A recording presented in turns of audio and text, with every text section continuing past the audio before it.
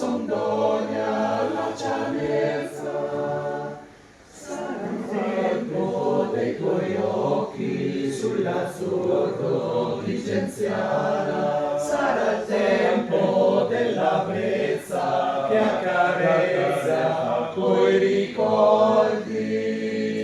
Sarà maggio, ancora maggio, tra i silenzi dei narcisi.